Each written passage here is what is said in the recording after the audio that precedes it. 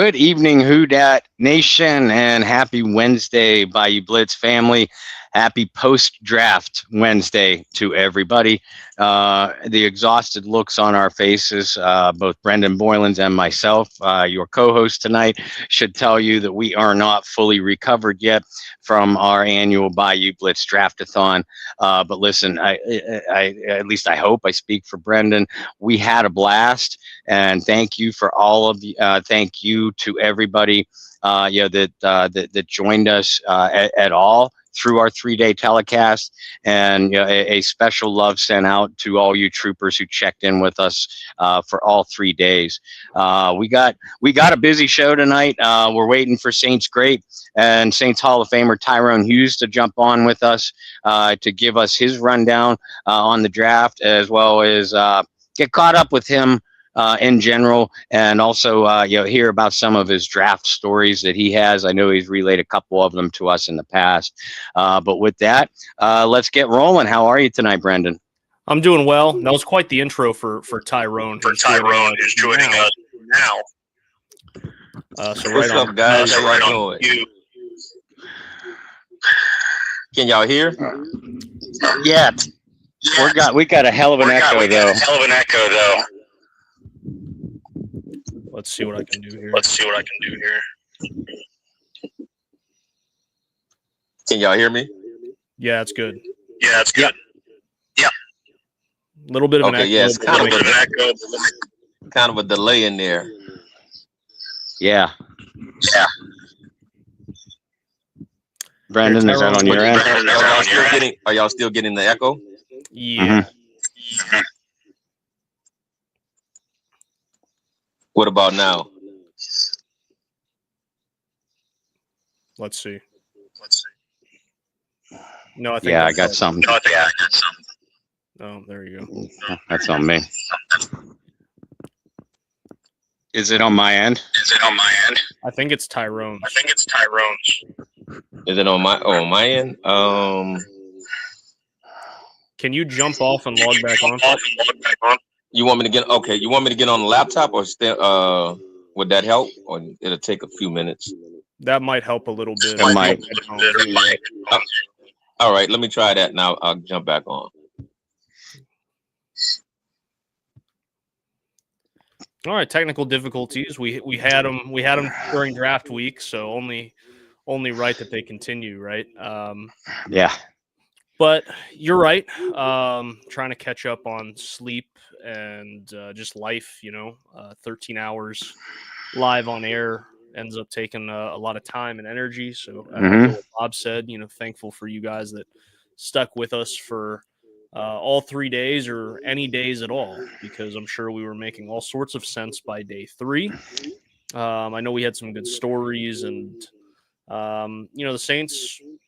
I thought the Saints had a good draft. We'll get into that a little bit. Excited to talk to Tyrone. There was a couple instances where I thought, man, Tyrone would be perfect to have at this point in the draft. I remember specifically a couple guys that were on the board that made some position changes late in their collegiate career. I thought about the Saints draft pick getting really 2 guys that were capable of returning the ball there in day 3. So it would have been great to get Tyrone's thoughts. Then also, I haven't forgot, Bob might have, but I haven't forgot that we had a whole spiel on day 3 about jersey numbers. Yes. And we need to make sure we ask, well, how did you get this jersey number? And what was it like back in the 90s? Were people paying each other to make sure that they got whatever number they really wanted, or is that a newer thing? Because that was a question posed on the red carpet for some of the first-round draft picks, was how much would you pay for your collegiate jersey number? And some guys were like, oh, I got to have it, I'll pay whatever. Some guys were like, it's just a number or whatever. So always interesting takes there.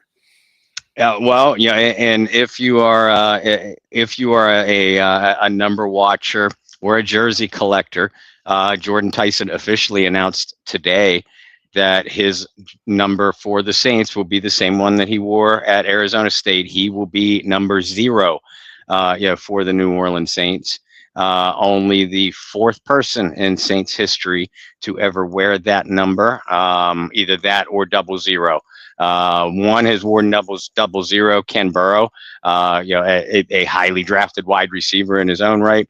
And then the other two that have worn a single-digit zero were both defensive backs, most recently Ugo Amadi, but now Jordan Tyson will take that number over.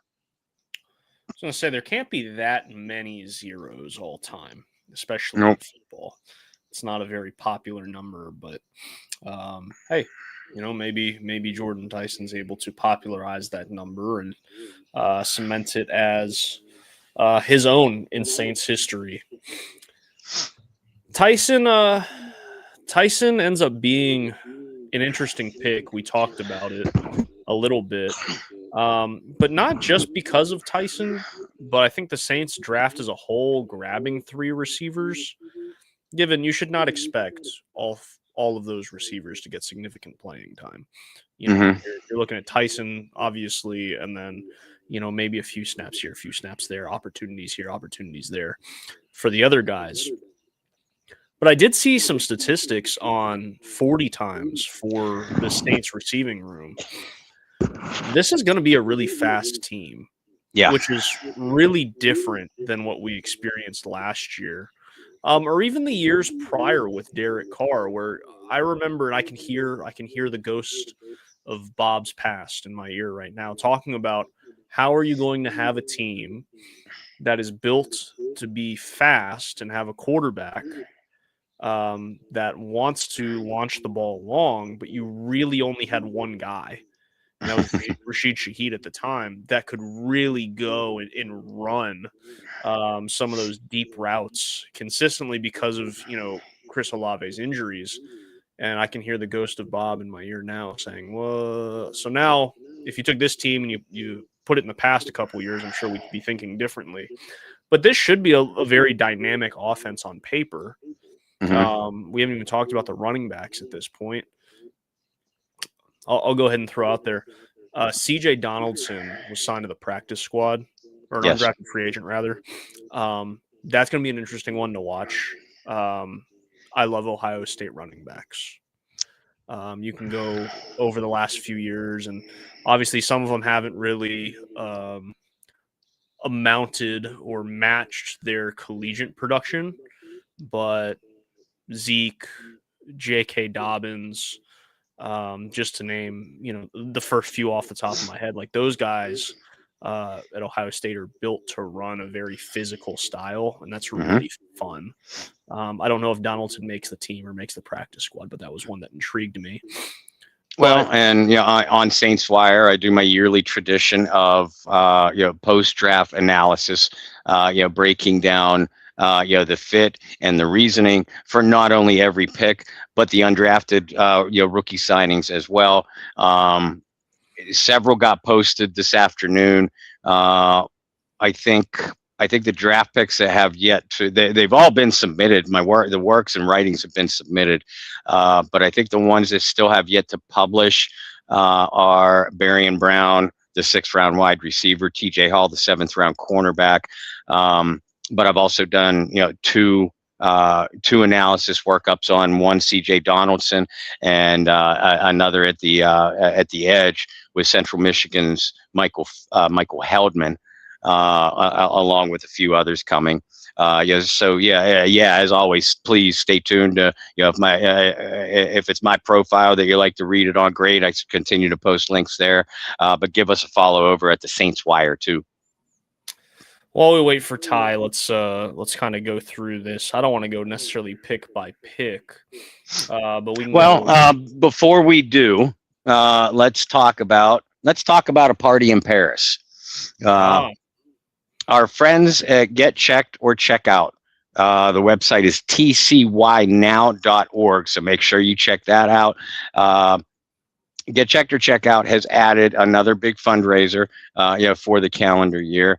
Their biggest one, of course, is the yearly cruise, the yearly trip, that we take, with several former Saints greats, including the man behind me, Tyrone Hughes. We're about a month removed from, getting back from the Bahamas, but Get Checked or Check Out with the New Orleans Saints 2026 game against the Cleveland Browns in Paris, France. That is not official, but it's close to as official as you can get. It's an October 25th game, and that will be officially announced a couple days before the official release of the NFL schedule in its entirety in about 2 weeks. But yeah, the tickets through Get Checked or Check Out are available now. You can reserve your spot by contacting Tracy Ransom at 225-400-3599, or you could contact Tracy by email, excuse me, at GLT by Tracy, TRACEY at gmail.com. And if you need neither one of those contact infos after the show, please reach out to me, text, email, direct messenger, however you get a hold of me. I would be happy to relay that out. But yeah, yes, indeed. Join Get Checked or Check Out Foundation in Paris, France for the Saints game against the Cleveland Browns on October 25th. Contact Tracy for more details about the travel packages that will include 5 days of hotel, round trip airfare, including airport transfers. A deposit will be required, but the final payment is not due until August. So you got a little bit of time to save up. I've seen the prices for the packages. They are extremely, shockingly reasonable, actually. The plan is for a few of these Saints legends, and certainly several members of the Houdat family making our trip together, as we do with the cruise every year. And we're going to get to enjoy a Saints game, overseas fun, and memories, all while benefiting an amazing charity and the people who run it. And those people, again, are at Get Checked or Check Out. This is a foundation that was started a little over a dozen years ago, I think 14 years ago, if I'm not mistaken. Put in place to help guide people, patients, and their families, through a scary medical diagnosis that just has your world spinning and you don't know where to turn next. Get Checked or Check Out is there to help guide you through those next steps, whether it's treatment options, research options, or therapy options, both individual and family. They'll walk you through the process. And Get Checked or Check Out helped out over 27,000 cases, and in 2025, 2,700, and we're hoping to significantly increase that number this coming year and beyond. But to do that, we need your help. So go to the site tcynow.org, donate whatever you can. Every little bit helps. But the major way you can help this foundation is to go on vacation with guys like Tyrone Hughes, Courtney Roby, Michael Lewis, Delvin Breaux, and their families, and us. You get to go on these memorable trips with these terrific individuals, and you get the benefit of great charity while doing it. So again, if you need any contact information or further information about the trip to Paris, or anything else regarding Get Checked or Check Out, please reach out to me in however way you feel comfortable. Yeah, it's going to be really exciting to see how many of you get to enjoy a trip overseas and witness some NFL history, right? It's going to be the first game ever played in Paris, France. So we are looking forward to that. Let's talk about some of these picks. Again, I don't necessarily want to go pick by pick, but maybe we go offense, defense, that type of thing. We'll start with the offense since that's how the fireworks started on Thursday night with Jordan Tyson being selected 8th overall out of Arizona State. I brought it up on the show a couple times. I thought it was really interesting, and we'll continue to get into this with some of the other Saints draft picks. But a lot of these Saints draft picks have family members playing professional sports, whether it be currently or in the past. And I'd mentioned on night one with you and Alan how I might be a little weird, but I always valued guys with family history of pro sports a little bit higher. I don't know if that's going to necessarily change a draft grade or be the reason I draft you over another guy, but I certainly have value in that. And it seemed like a trend for the Saints. But Jordan Tyson's brother, Jalen Tyson, playing in the NBA, actually in the playoffs right now with the Cleveland Cavaliers. His older brother did make a kind of a statement in his post game, stating that they grew up Saints fans. Referenced Michael Thomas as being one of their favorite players, which is ironic because I think you could see some of Mike Thomas's game in Jordan Tyson's game, which is something the Saints have desperately needed for a long time. A guy who is going to be physical at the point of attack, has a route tree that spreads across all three layers, whether it be the short, the intermediate, or the deep ball. A guy that uses his body and his size to his advantage, high pointing the football, being able to twist and turn, and make contested catches.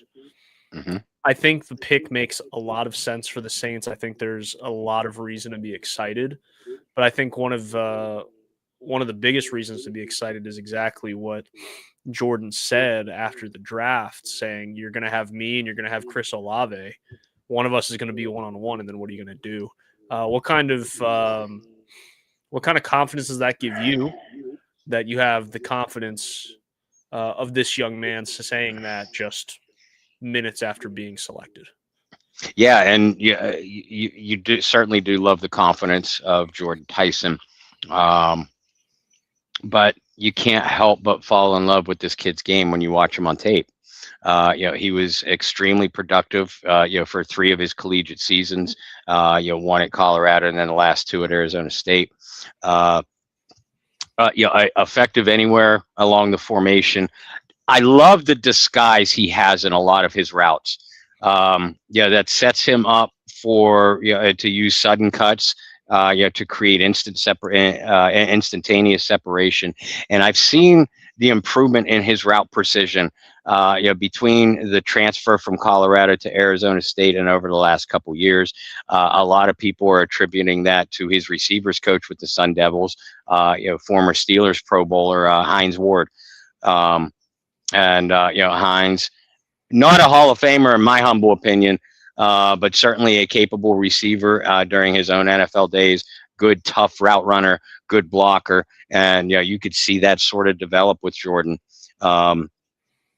Obviously, the injury concerns are a red flag, but outside of that, I didn't see any major holes in his game. I'd like to see him have a little bit better route discipline in key situations during the game. I noticed a few times with the Sun Devils, again, in big moments or in big games, that's when I would see him sort of round off his routes or, cut him short a couple of times. That's going to come with continued good coaching, but I think that this young man has the discipline, and assuming his injury history is behind him, you have a hell of a 1-2 arsenal for Tyler Shuck with Chris Olave and now Jordan Tyson. Yeah, I would agree. And Tyson's not the only receiver the Saints bring in.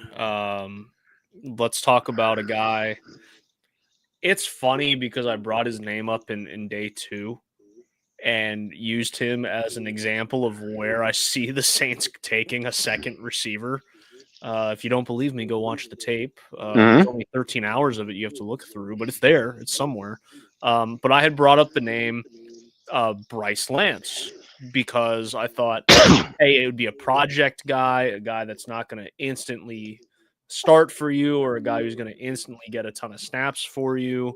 He went to an FCS school. He put up monster numbers. He has a brother in the league. A lot of the things that Brendan, and I guess the Saints too, but a lot of things Brendan liked when I looked at his draft profile. And of course, the Saints make that the pick. He runs like a 4.34, 4.35, somewhere in there. A super quick guy, has the ability to return kicks.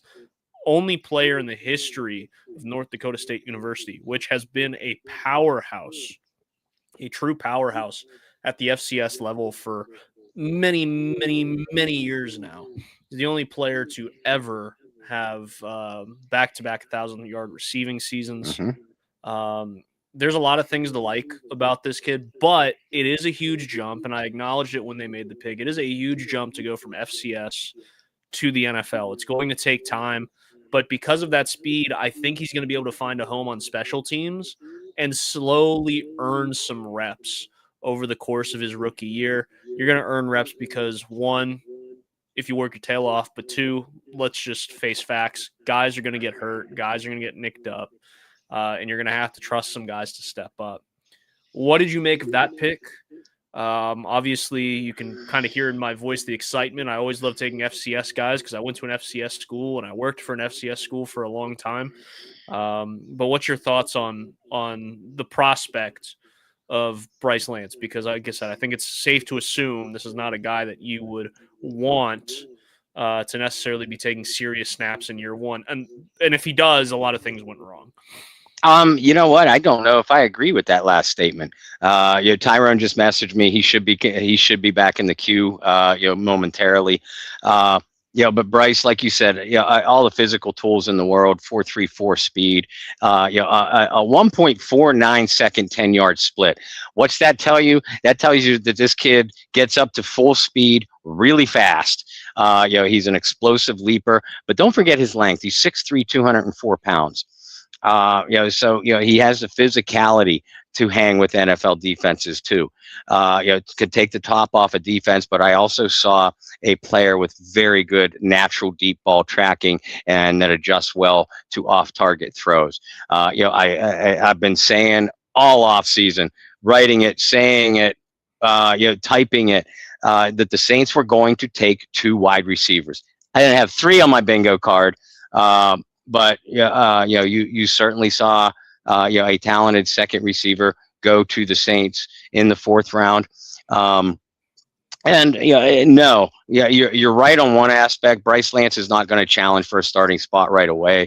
He's not going to be forced into the lineup until he's ready. However, because of those deep ball skills, because of that natural speed and length, and because of his body control, along the sideline, I think that's where he's going to make an immediate impact. Possibly as a 4th receiver, could even challenge Devon Bailey for the 3rd spot.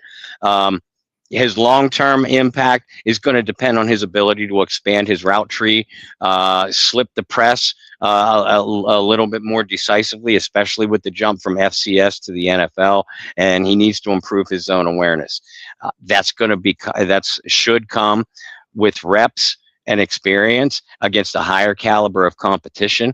And it is nice that the Saints aren't going to have to rush him into action, but I have a feeling he's going to earn his reps early on.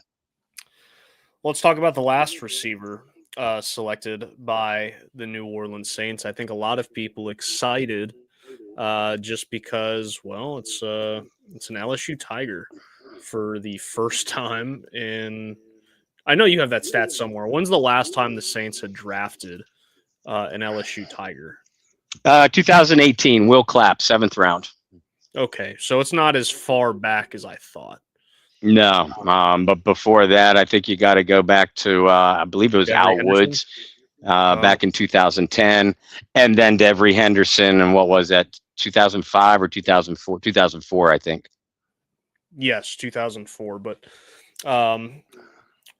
Baron Brown was the pick for the Saints, a guy who actually has a pretty impressive resume at wide receiver. I think a lot of people, because of his return ability and being a guy who set an SEC record for return touchdowns, kind of glaze over that a little bit, or maybe look past the fact he was a really good receiver at Kentucky prior to transferring, and was a guy that was an all-SEC freshman team member.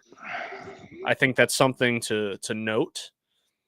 But I think this is the selection in the 6th round more so because of his ability to return the football. But he's blazing quick too, Bob.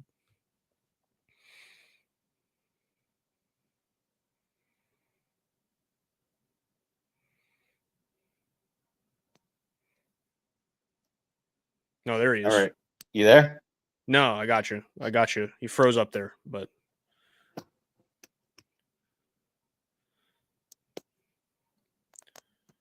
so what I was saying was I think this pick in round 6, while a very talented receiver, Brown was throughout his college career, I think a lot of the reason the pick was made was because of his return ability. He's got blazing speed, does have some good ability to catch the football. And much like Lance, could find himself in some situations because of his speed. Lance, a little bit bigger at 6'3", as Bob said, a guy who may have a little bit better body control at this point. But Brown's going to be a really interesting pickup. I'd like to get Ty's opinion on both those guys, because I think the two of them bring incredible speed. I think both of them do bring the ability to be good NFL wideouts, but I think the thing that really separates them is that they both have the ability to return the football. And that's something that the Saints really lacked after they traded Rashid Shaheed. And then even going further back than that, you had that weird period between Deontay Hardy or Deontay Harris and then Rashid Shaheed. Obviously, the return game needed some guys that gave it a little bit of a facelift. I think both these guys can go in and compete. The Saints also signed a guy in free agency that should be competing for that spot as well. And that's going to be a little bit of a interesting thing. Bob, you popped up twice. You're just you're so popular. We had 2 Bob Roses. But I was saying, for Brown and for Lance, both of them bring the ability to return the football. Mhm. Brown, a little bit less polished at wide receiver than Lance. But I think the pick that the Saints made in the 6th round, Brown, was more so because of his return ability than his ability to play wideout. But the Saints desperately need a guy that is explosive in the return game. You saw how much that lacked without Rashid Shaheed, given nobody's asking Brown to come in or even Lance to come in and replace Rashid Shaheed. I mean, the guy was an all-pro or a Pro Bowler for a reason. But this should give the Saints the ability to have multiple guys compete for that spot. Remember, they signed the kid from Minnesota as well to compete for that spot. So you're going to have a little bit of a facelift in the return game, and that should be more than enough for the Saints to feel like they can be competitive in that spot. Yeah. Did you get Tyrone? He's in the queue from his laptop. I do not have Tyrone in the queue. All right. Are you able to? I can resend him a link. Yeah, resend him the link. While you do that, I'll give him my breakdown on Brown. Yeah, go for it. Here you go. Okay. Sorry about the technical difficulties, folks. That is the curse of doing live shows oftentimes. But Barry and Brown, he was drafted to take over return duties. And if he makes this team, that's the way he's going to do it. He is an explosive player, sprinter speed, 6 kick return touchdowns during his collegiate career. But as Brendan started to talk about, he was an underrated receiver in the SEC. First with the Kentucky Wildcats, and then obviously with the LSU Tigers last year. Had over 40 receptions 3 times, over 50 receptions twice, and over 500 receiving yards 3 times.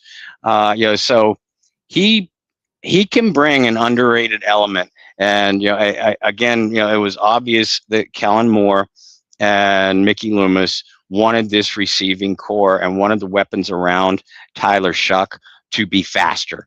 And you added that speed with Jordan Tyson. You added that speed with Bryce Lance. You added that speed with Barry and Brown. And Brown will also be an added threat on jet sweeps. Now he's competitive on contested throws, but at 5'11", 177, he's not going to win a lot of those battles at the NFL level. But he is extremely elusive in the open field. That's hence why he's a weapon. After short catches, and certainly as a punt and kickoff returner. And with that, talking about a kick returner, that is a perfect segue to bring our friend Tyrone Hughes back in. Ty, so sorry about the technical issues, man. How are you? I'm good. And it was probably mostly on my end because it takes my laptop, because I hardly ever really use it. It takes it so long to load up and do everything and what have you. Then, of course, I hadn't used, I guess, Facebook in a while, so I had to log in. Don't know the passwords. I had to go look for that and everything. So, unlike the phone where it's saved, I need somebody to look at it and kind of speed it up.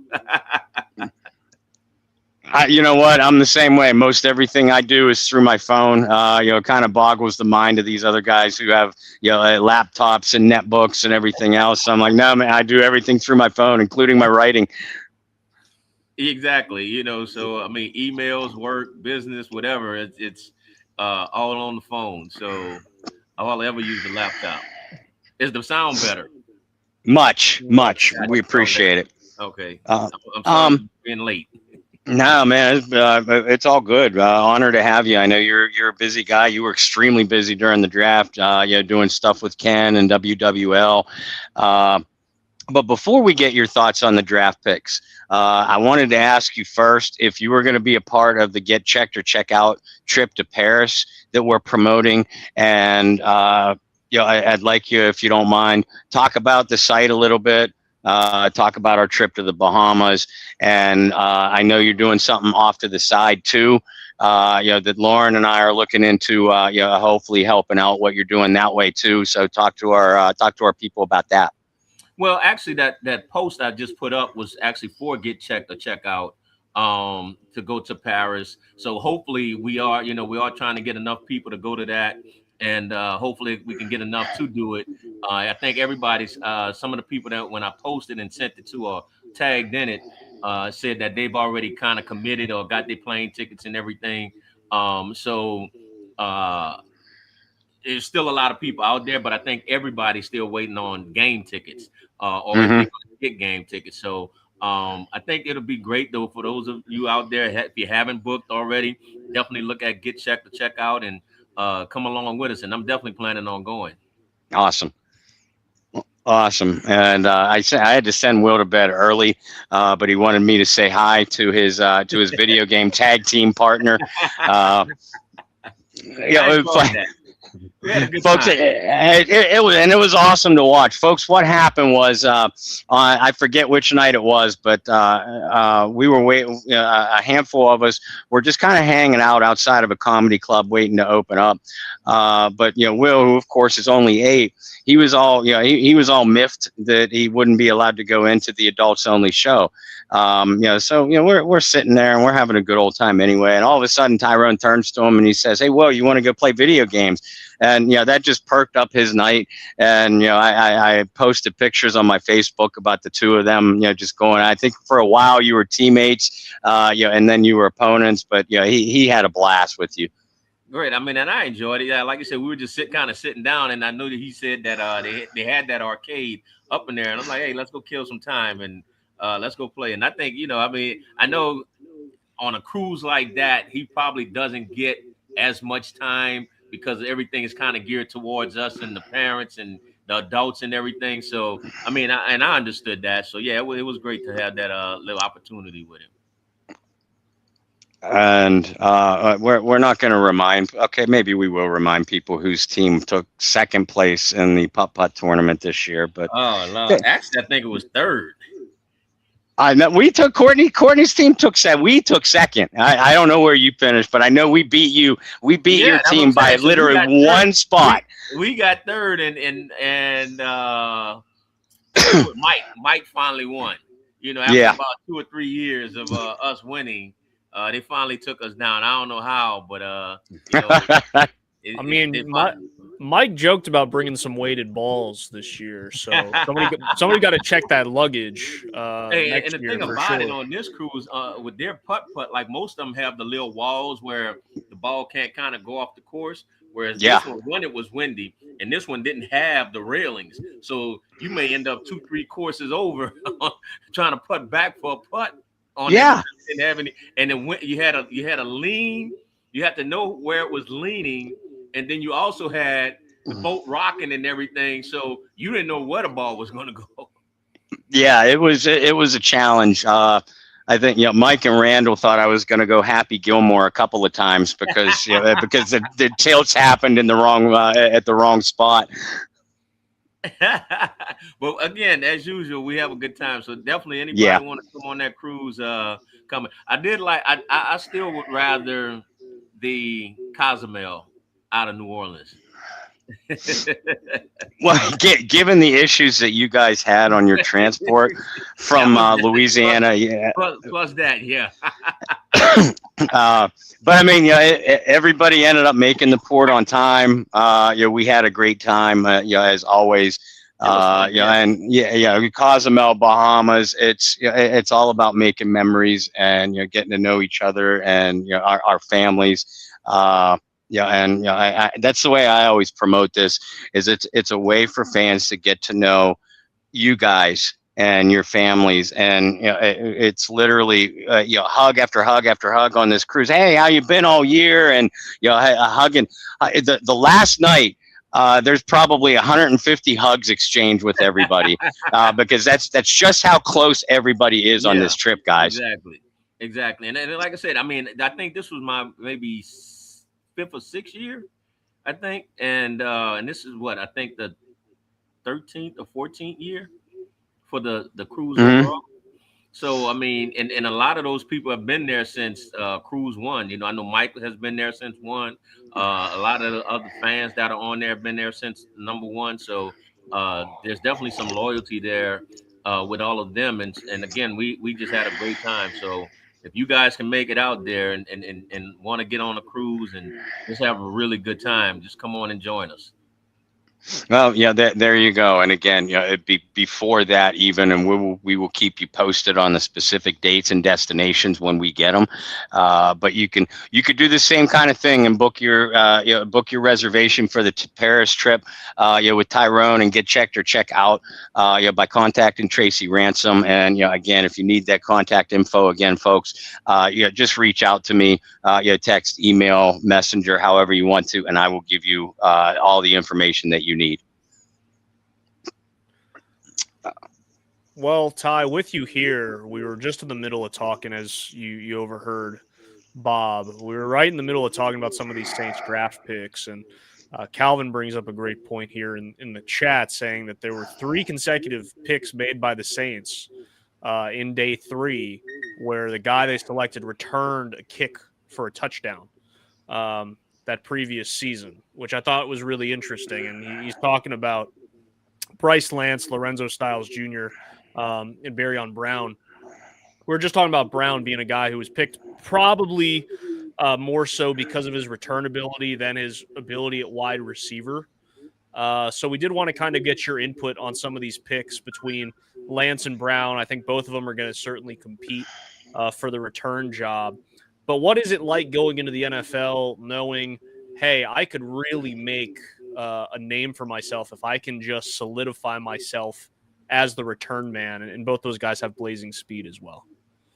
Well, I don't know, because for me, it wasn't so much going into it thinking I was going to make it as the return guy as much as where am I going to be picked as far Hmm. as position. Because again, I had played coming out of college or going into college.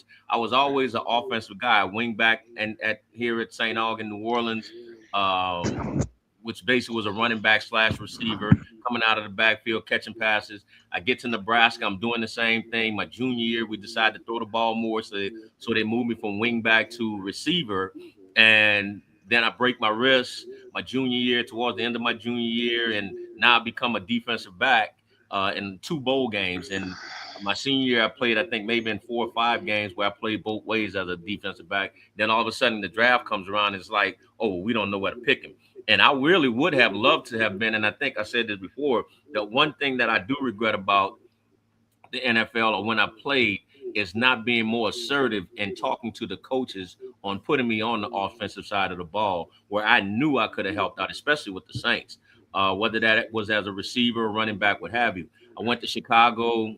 They made me like a third down running back, a Dave Mega type of guy. I did an excellent job of that in a couple of games, but then me and Wannstedt kind of got into it over the return stuff or me not blocking enough. And I'm like, wait a minute, I'm on third down. I ain't supposed to be blocking. I'm supposed to be out catching passes or something. So we kind of got into it on that aspect of it, and it just wasn't a good situation for me in Chicago. Ended up going to Dallas, just doing returns. They brought me in. That was the year they made the big old deal about Deion's turf toe, so they brought me in punt and kickoff returns. But I mean, I think for a lot of these guys, special teams is the way to go to make a team.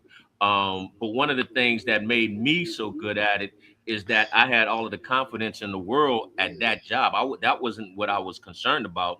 I wasn't even concerned about being able to be a receiver or playing on the offensive side of the ball. I was concerned about being a DB because I never really knew how to be a DB. I just was an athlete playing DB. And so it ended up, I had to, as I'm playing it, although the Saints drafted me as a DB, I knew I was going to make the team as a returner because I knew that's what they needed. But as a DB, it still took me a lot to learn. Just even the technique of backpedaling, which sounds crazy. But I had an ugly backpedal my first couple of years because I never really understood the game, never did it that much. Even when I was at Nebraska, the couple of games I played in, I was always playing press man because I knew that outrun me. So that was my best option was to, okay, let me stay close to him as possible and not trying to, when you're backpedaling or playing off, you're doing a lot of reading, whether that's the quarterback, shoulders, the receiver, playing a certain leverage, knowing how to pedal to stay on that leverage. A lot of that, and then coming out of the break. I saw something a couple of months ago where they had a big old deal with Deion. And, I forgot what the other corner was. It was whether drop step or T step and all of this other. I'm like, look, I don't care what step you use, just come out the break. Just be able to get out the break. So for these guys, a lot of them is going to be special team is the way they're going to make the team. One, if you got speed, that's great. But it also, there's a lot more that comes to which people don't think about. But there's a lot that comes in with being a returner, other than just catching the ball and running. What makes it a lot easier is if you understand the ball flight, you understand punters, you understand whether they're right foot or left foot, understand, hey, if that ball turns over, which way is it going to go? If it doesn't, if the nose stays down, which way is it going to go? So a lot of that helps you out as a returner, understanding that as far as just catching the ball. Because, again, if you take your eye or just blink that half a second or whatever, that ball can move and it can cause you to drop it. So it's not that easy as people think, but it is a way for a lot of guys to make the team, whether as a returner or as a cover guy on punts or a cover guy on kickoff coverage. A lot of that helps in trying to make a team. Tyrone, we actually brought your name up a lot during especially day 2 and day 3 of the draft. Because of the conversion, that you had from wide receiver, to cornerback, and you sort of just answered it. But Lorenzo Styles out of Ohio State, is facing some of those same kind of challenges, having started as a receiver at Notre Dame, and you're really only being now you were a cornerback. Lorenzo is a safety, but he's only been a safety really the last 2.5 years. Is it more of an instinctive thing? When you make a switch like that, or is it kind of more challenging technique wise, like it was with you and your back pedal? It's more, I think for the safeties, it's a lot harder because they have to understand drops, angles. They have to understand whether they're coming down into the box and blitzing or coverage. And have, and I'm in man, whether I'm dropping down and I have the flat. Am I dropping down? I have the hook curl. So they have a lot more that they have to. Am I dropping back as a free safety? Am I reading the receivers? What have you. So one of the things as I've been coaching some guys, one of the things I tell them is that understand film study tells a lot or helps you out a lot, and that's why some of the greats, they watch so much film. We always say the eye in the sky don't lie. And so one of the things I try to teach guys, especially even the corners, but as safeties, is just basic count. You learn that a lot of these coaches don't teach or don't know. Everybody always tells the guys at corner or at safety, hey, keep your eyes on your man, but I always tell my guys, read the quarterback.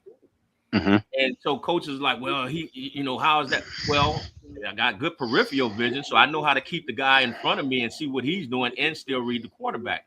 Why? Because especially as a safety, it's a lot easier, and especially if you're the free safety, because a good quarterback, as he's dropping, is 9 times out of 10 going to look you off.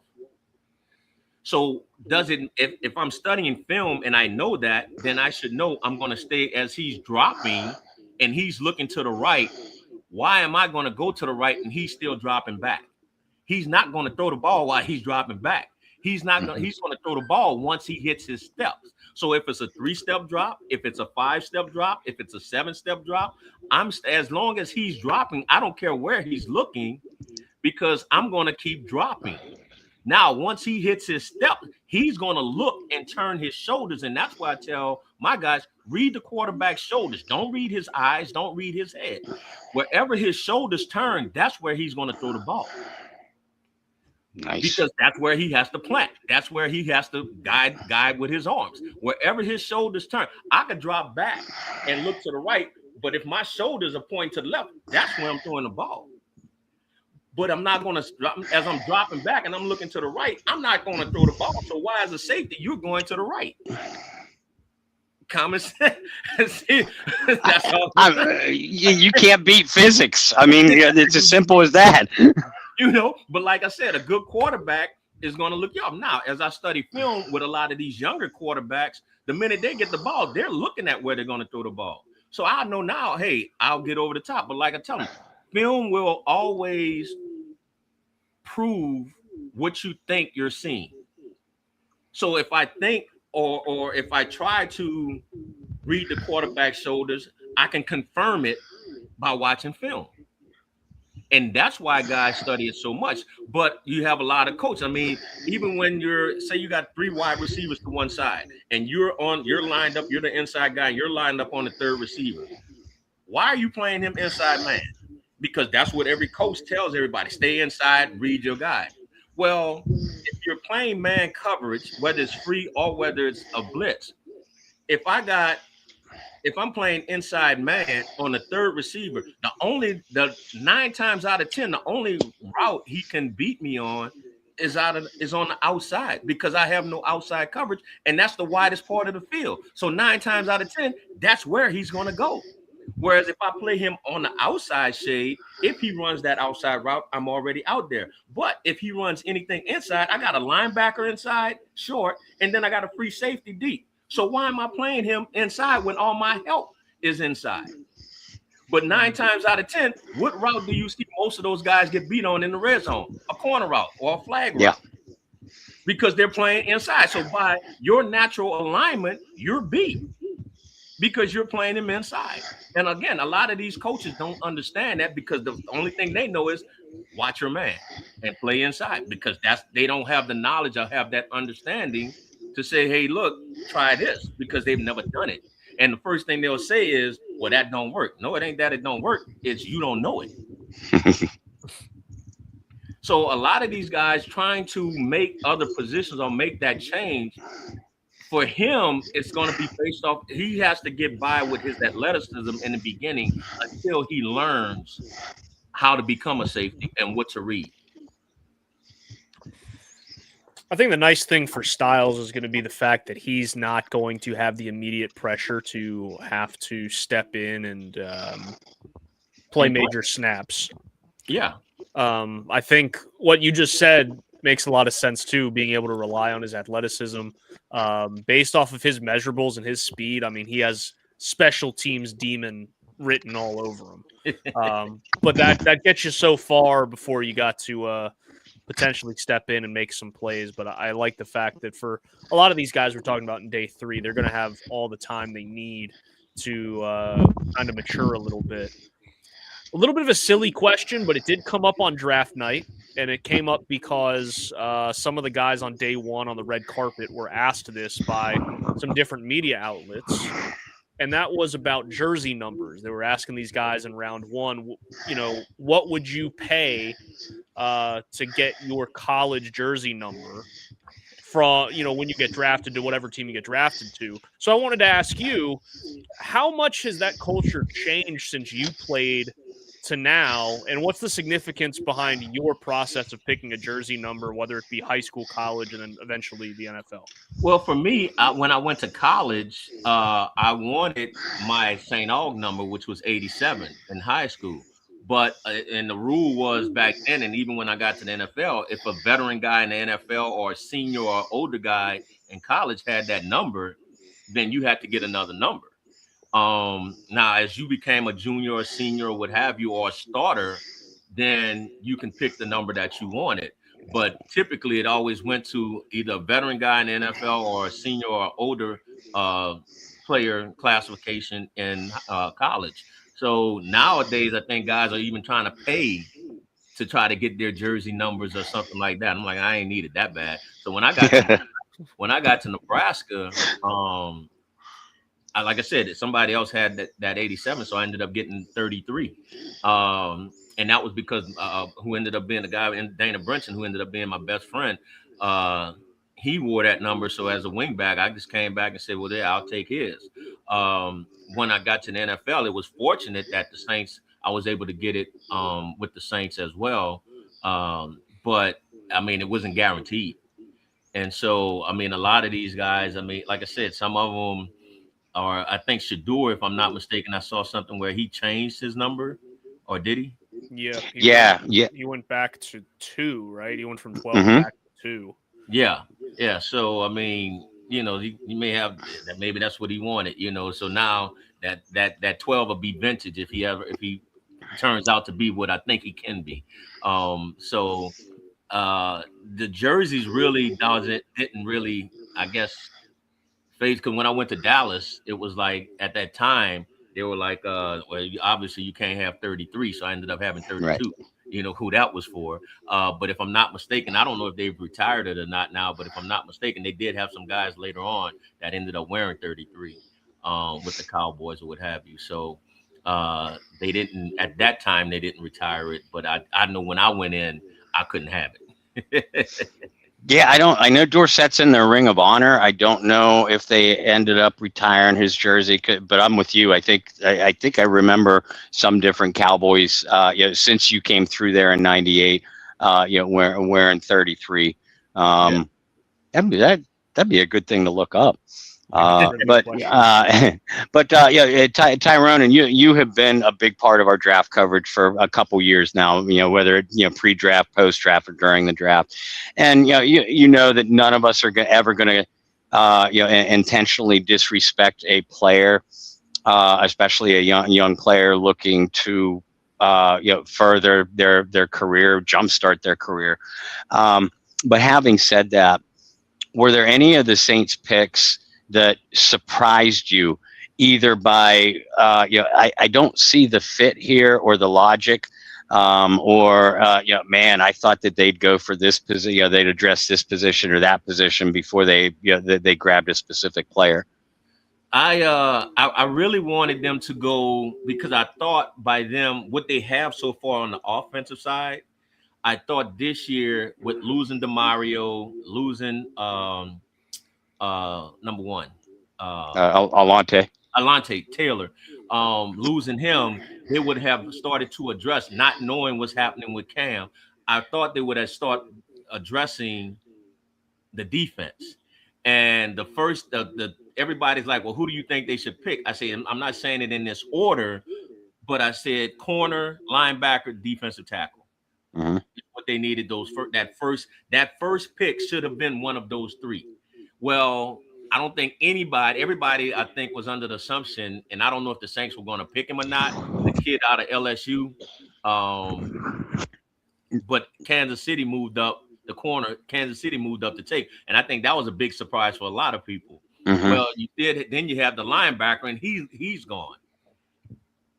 So who was left? So I wasn't mad because eventually you were going to have to come back somewhere down the line and get another receiver.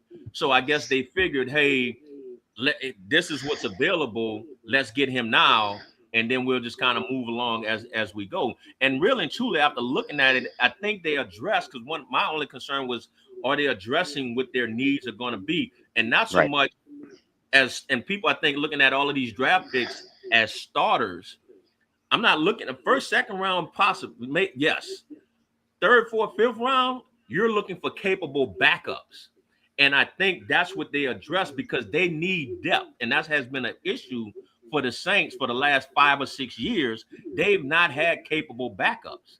So now going through this process with younger guys, having these hopefully capable backups, now as the time goes on, next year's draft, year after that, because I'm still looking at them with all of the youth that they have.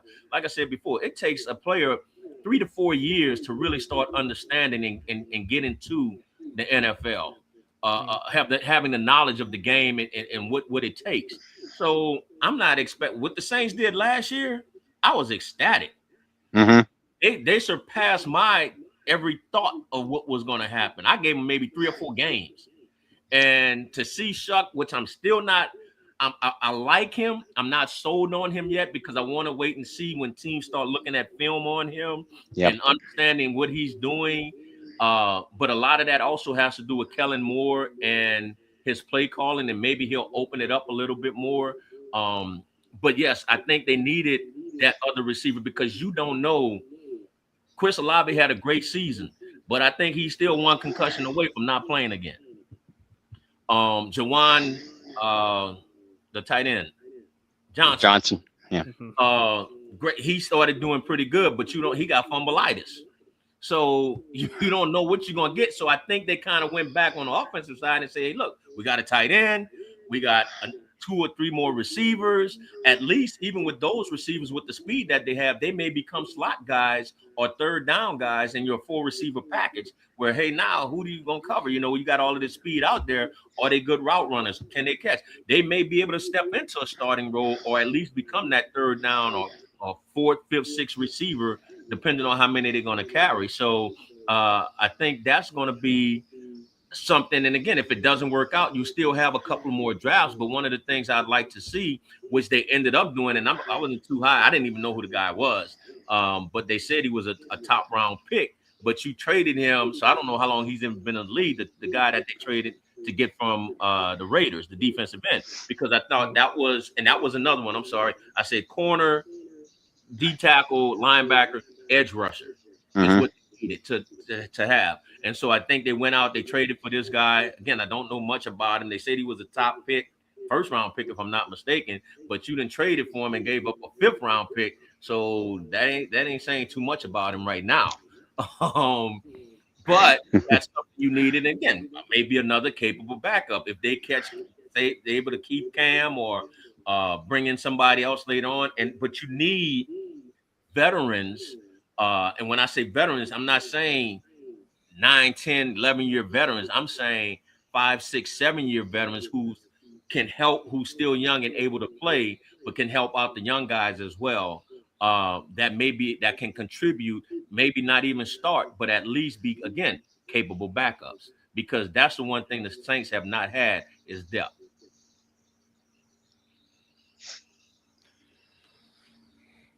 That's funny or ironic, I guess, because that's the one thing that Bob and I continuously talked about, particularly with some of the picks, like getting Jeremiah Wright, the guard out of Auburn. I was about to say, I forgot about the guard. And again, that was another need, because I said I think they did a good job so far with the offensive line, bringing in the other guard from the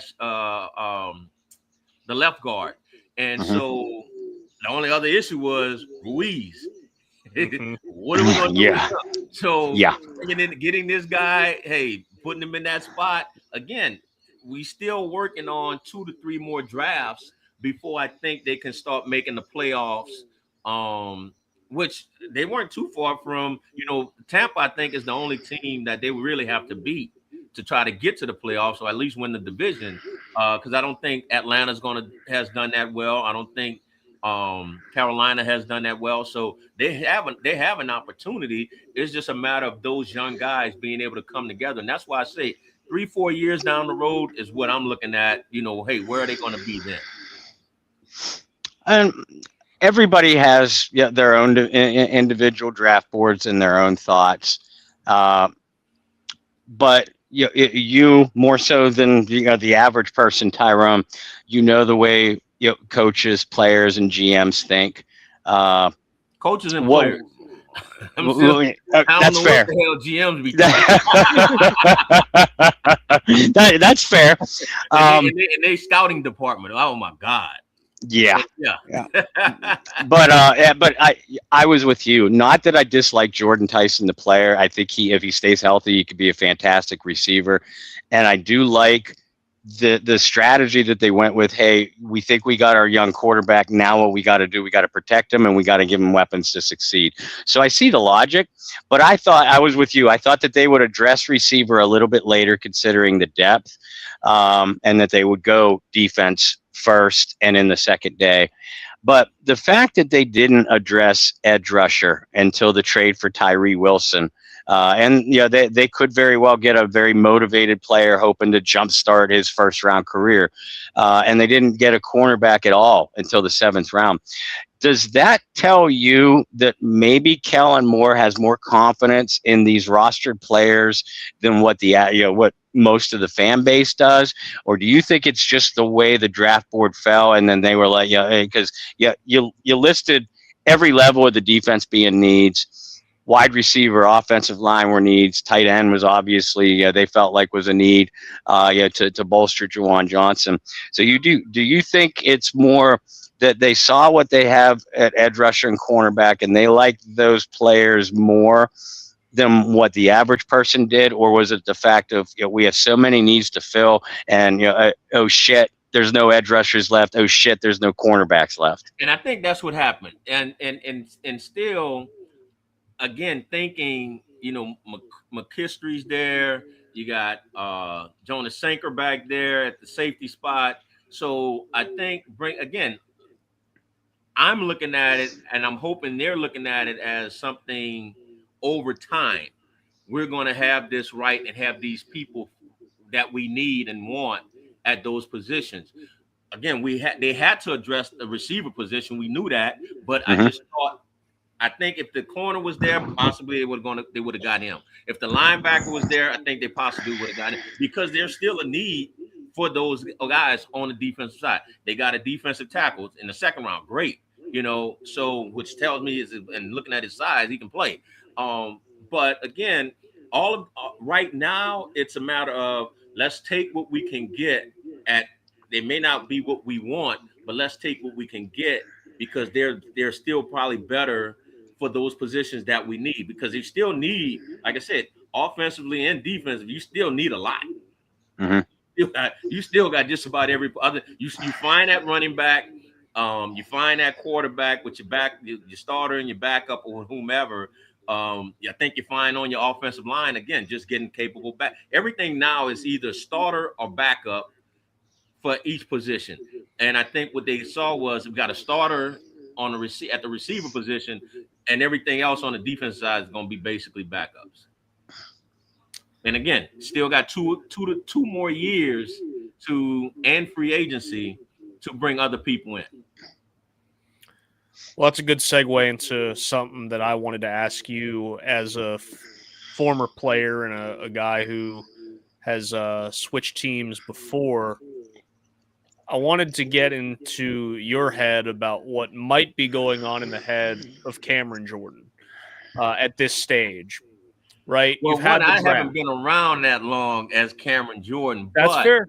If I'm Cam Jordan, and I don't know, somebody said that he wants to what did they say? Basically, he wants to play. He don't Yep. want to just be a situational player. He wants to still be an every down player. If I got somebody that's gonna still pay me millions to be a third down rush guy on their team, and I have an opportunity to get to a Super Bowl, I'm like, see you later, Saints. Because at this age, he's putting it's not a lot to be a third down rusher on a playoff potential Super Bowl team. I mean, that's just to me to me, and again, I can't think for him. To me, that would be ideal because I don't have a lot of pressure on me. I don't have to, as far as practice, as far as working out. It's basically I know what my job is. I got one job to do: rush the quarterback, and I'm rushing him in situations, potentially in situations where I know that's all I got to do because that's all they have to do on that third down situation. I ain't got to worry about the running back, maybe a draw or something like that. But typically, I'm rushing the quarterback, and they're gonna still pay me millions to do that and be on the team. Then hey, I'm gonna go ahead and what we call it stealing. I'm gonna go ahead and steal. Now, again, I'm not him. He's saying, or from what I've been told, he wants to be an every down guy still. But at the end of the day, he has to be realistic. And this is where I tell people the business side of it is on the cap side. Can we afford to pay you what you're looking for in this at this age that you're at? And granted, he had a hell of a season last year. It didn't start off well, but then I think towards the end he picked it up. Last year he did. So we don't know what we're gonna get. You don't know who you're going to be playing next to because a lot of that has to do with keeping some of those guys off of you and not double teaming you, depending on who you're playing with, depending on who's the linebackers behind you, and so a lot of that has to do with his decision.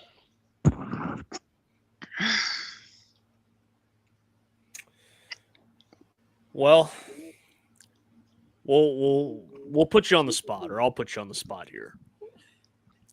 Is Cam going to be a Saint in 26, in the opinion of Tyrone Hughes? In my opinion, I would say no. And only because I don't know where the Saints are at with cap room. And I don't know where Cam is at with how much he's going to settle for. So that's, to me, it would say, hey, he's probably not going to be here. From what I'm hearing, he still, how much he wants, or supposedly still wants to obviously be one of the highest paid guys or whatever. But again, do you have the cap room to do that?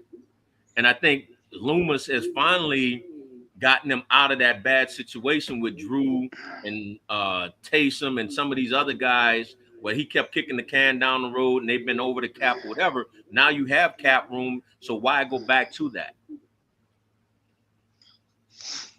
Yeah, and there is something to be said for that. And like you said, it's not a question of whether Cam can play or not. It's how much more has he got. And it's pretty clear. That's well, that too. How much does he want? And it is pretty clear that the Saints have finally focused on, hey, we got to get younger. And that's why, and I think it's more painful for fans than anything else. But I mean, you've seen leaders leave your locker room. Legends, Cam, DeMario, leaders like DeMario or Tyrann Mathieu, Taysom Hill, obviously Drew Brees a handful of years before that. But they're getting younger. They're focusing on the draft, rebuilding through the draft, and even the free agents that they have signed. Travis Etienne, David Edwards, like you said, they're not 9, 10, 11-year guys. They're 4, 5, 6-year guys. They're still in their athletic prime, and you're getting them to be new building blocks. So, do you like the direction that the Saints are going in that aspect? So far, yeah, I do. Because again, like I said, looking at where they were at and what they did last year, performance-wise, I think the biggest key for me was how was the offensive line going to perform? And obviously we still see the key for them is McCoy. When he's healthy, he can play. That line is awesome. There's no question about him. But when he's not there, who are you going to have to fill in? Everybody's like, well, Ruiz did a good job. Well, Ruiz as a center did do a good job, but also understand your center 9 times out of 10 gets the guard to block as well. At least one Mm-hmm. guy, at least one of them. So you're getting a double team, not by yourself. McCoy can handle most guys by himself, especially if it's as a nose tackle. But you need, again, I'm looking at, they bringing in depth. So when somebody goes down, they have somebody now who can step up and at least make the play or not give up the play. And so from what I'm seeing, hey, receivers, they're bringing in some more receivers. They're looking at throwing the ball more. Shuck has done a good job those 9 games. But again, like I said, I need a whole season. I need to see when teams are looking at, have gotten film on him over the next 1 or 2 years and see how he does then. But again, at the end of the day, it still all boils down to you're only as good as a quarterback as your offensive line protection and as your receivers can get open.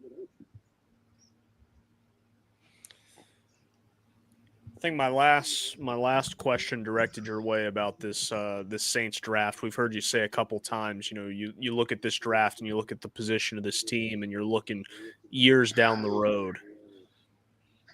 I know as a fan of any team, watching your team go through a rebuild is one of the most difficult things because you desperately want this team to win, and you have the moment like in The Water Boy where they go, "Oh my God, we suck again." So realistically, you saw this team get pretty darn close to the playoffs last year. In your mind, how long of a rebuild is this going to be realistically? And B, you brought up Tyler Shuck. You brought up more teams are going to have more film on them. Do you see a sophomore slump incoming for Shuck? That I don't know as it pertains to Shuck. But when you look at when you look at, and reason why I'm saying years down the road, look at how the Saints did this. They didn't go out and say, we're getting younger on both sides of the ball. They got young on the offensive side, kept some veteran guys, a lot of older veteran guys on the defensive side, where that defense actually kind of carried the team. Because the offense really, they were, although they did well, they weren't putting up a lot of points. So now, though, that defense is gone. You don't have those guys to carry you along. So now you're looking at, well, how many points can the offense put up to carry the defense? And will they be able to carry the defense? Because again, you're going to have a lot of younger guys on that side now until they come along. So that's why I say I'm looking down the road as years to come when these guys become 3, 4, 5-year players and where this team will be compared to, again, the fans where they're only concerned about wins right now. And what's crazy is a lot of them want, we need to rebuild, but you don't want to accept what comes with the rebuild, which is going to be some losses, a lot of losses. So with the fans, you're never going to make them happy. But I think from what I'm seeing and the players they're getting, they're, at least to me, going in the right direction. Tyrone, we appreciate you taking time out of your schedule, and I know we're going to have you back on through the off season, talking about OTAs, training camp previews, obviously everything that you do through Get Checked or Check Out. But before we let you go, I know you got something else that you're critical in promoting. You want to tell some of our fans about that? Which one? This is true. You got the project that I'm looking into, with Jared for you, and Lauren's looking into through the hospital, the yes. Clean Air Project. Yeah. Okay. So no, well, one of everybody, if you don't know, I basically, I can't work a 9 to 5 or go into somebody's office. So I try to find jobs where I can work from home, and basically sell other people's products. I sell products for several different companies. Most of them are the top products in their industry. And so that's where, some people may say, well, he's always selling something. Yeah, that's my job. I'm basically, because I use my name to get into doors, basically. And I use it well. So, but one of the products that I am selling is with a company called Casper, CASPR, and it stands for Continuous Air and Surface Pathogen Reduction. And essentially, it's a 24/7 or a continuous disinfecting unit. It's not UV lights, it's not chemicals, it's not what's the other one? Chemicals, UV lights. Oh, the mist machines. Mm-hmm. I forgot what they call it, but anyway, what Casper does, or what makes them the number one company in the country, is that uh, most people use chemicals when people before they come or after they leave to start wiping stuff down. Or if you go to a restaurant, they're going to wipe that table down before you sit in it, but that's not disinfecting. You might have people come in spraying with the lawn blowers or what have you to disinfect the inside of buildings. But that's not disinfecting, because when the first person walks through that door, now your building is contaminated again. With Casper, Casper literally disinfects while people are in the room when it's needed most. And that basically means that it's no harm to people, pets, plants, or food. It's a continuous disinfectant because it's through the air ducts, and it goes into your air handler. Whereas with chemicals, UV lights, they're used again before people come or after they leave, because you can't use those in situations where people are actually in the room. So if I sneeze, that sneeze goes throughout the room and can contaminate people. Whereas with chemicals and UV lights, whereas with Casper, that sneeze is being killed right there on the spot. And so it's not an air filter. So don't get it wrong, because with an air filter, that sneeze has to travel through the room, go up into the air filter to get cleaned out. Whereas this here, again, with Casper, it's killing it at the cellular level right there on the spot. And right now we're in Orleans Parish Jail, uh, CBS Minute Clinics, Franklin Avenue Baptist Church, St. Bernard Parish Jail, um, a lot of schools over in Acadiana Parish. We're trying to get into Orleans Parish ambulance. We're in Acadiana ambulance. We're in hospitals. We're in fitness centers, business offices. We're in government for St. Charles Parish government offices. So basically, if you have a residential or a commercial business and you're looking for indoor air quality, that the same quality of air that you may have outside, Casper is the way to go.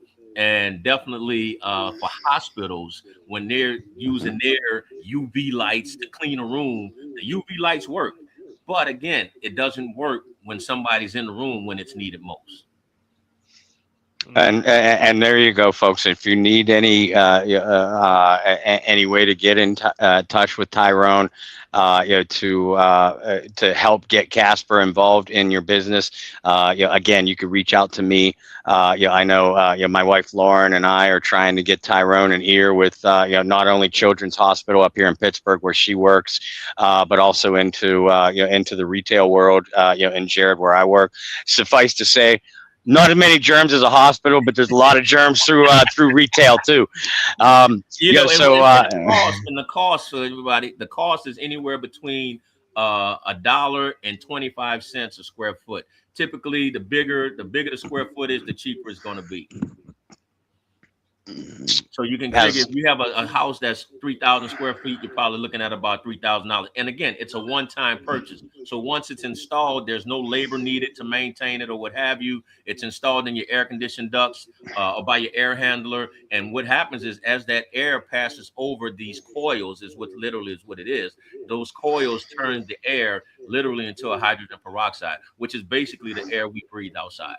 And so every time that air is on, which is typically is why we say continuous, when people are in the room, it's active and disinfecting while people are in the room, as opposed to, like I said, UV lights, chemicals that you're using before they come or after they leave, which, yeah, you have a clean building, but you're not doing anything while people are actually in the room. Mm-hmm. And as you folks see, our pup Lola is laying against my 33 Bayou Blitz jersey. But Tyrone, thank you so much for your time. As always, great insight and the utmost in entertainment. And thank you for everything that you do off the field too.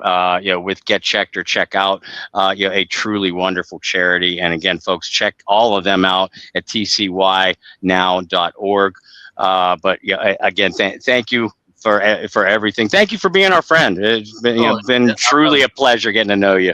I love it. It's probably one of the few podcasts that I do. So we feel honored then. Yeah. So thanks a lot, guys. See y'all later.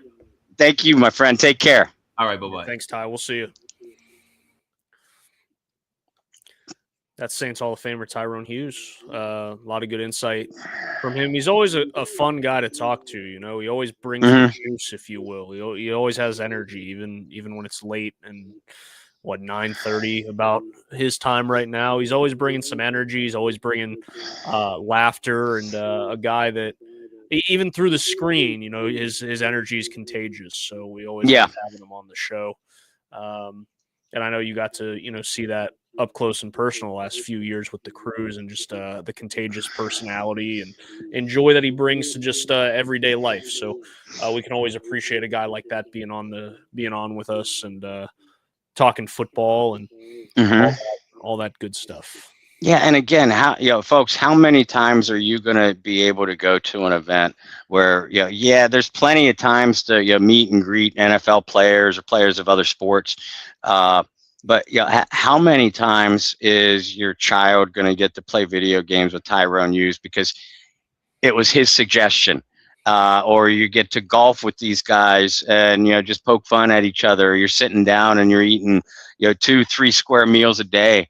This is one of the many kind of memorable experiences that being involved with Get Checked or Check Out has given us.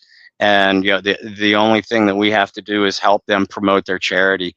We help them do that by going on these trips, by donating every little bit, every so often when we can. So we want to thank all the good folks over there for that opportunity as well, and for everything that you do, for the community in general. Absolutely. Bob, where can people find you and your work post-draft as we closely and quickly close in on rookie camp, OTAs, mini camp? We're getting close. So where can everybody keep up with you and your analysis of the picks and signings that the Saints have made? Yeah, and the rookie mini camp, as you mentioned, is not this coming weekend, but next weekend, as well as OTAs and June mini camp mandatory mini camp coming up. So we'll be covering all that. And anybody that has worked in sport, and Brendan, this, anybody that has worked in sports media knows your draft coverage doesn't stop when the draft is over. No. And we at the Saints Wire are continuing to do it. I'm publishing pieces and waiting for the last of my pieces submitted to be published on my post-draft analysis, for each pick, fit and reasoning, as well as the undrafted guys, the recent free agent signings, and the trade pickup of Tyree Wilson. You could follow all that over at the Saints Wire, as well as my own personal social media, which is Bob Rose on Facebook, at BobbyR2613. And folks, don't forget to give our pages a follow to the Bayou Blitz page on Facebook and at Bayou Blitz Pod, over on Twitter. Been a while since we pumped that up, but we want to try to do one or two giveaways this off season for people that are members of at least one of those two pages, as well as subscribers to our Bayou Blitz over on YouTube. Absolutely. For myself, you can follow me virtually everywhere at BT Boylan. We gave, what's the last giveaway we did? We did I know you've been threatening the public, with not bobbleheads of us, but the Funko dolls. Pops would be cool. Yeah. We did a Drew Brees Funko, I think last year. We did autographed footballs one year, the white panel Saints footballs. So the Funko Pops would be cool. we'll have to dig through some stuff too, and maybe reach out to some of these friends and contacts we have. Maybe we can do something fun and put something fun together. But yeah, we'd like to do that, and obviously, as we get closer to next season, it would be nice to. And we've teased this and threatened this before too, is trying to do a live show here in Charlotte for an away game, but we'll see. We'll see what we have up our sleeves. We'll see what we can make happen for you folks. Warning, I already told Bob this. Schedules for the next couple of weeks are going to be a little hectic, so you may have to adjust with us. We always appreciate when you guys do, but we will have continued Saints coverage every week, just a matter of what day of the week and what time. Hopefully the travel gods are good to me over the next couple weeks. For my friend Bob Rose, I'm Brendan Boylan. We thank our friend Tyrone Hughes for hanging out with us this evening, giving us some fun analysis and also talking about his draft story, NFL career, and most importantly, how he ended up with 33, which just sounded like more than anything just chance and coincidence. But those are the fun things we like to uncover here on the Bayou Blitz. So until sometime next week, we hope you guys find some peace, spread love, practice positivity, and we'll see you then. Thanks for tuning in, and who dat?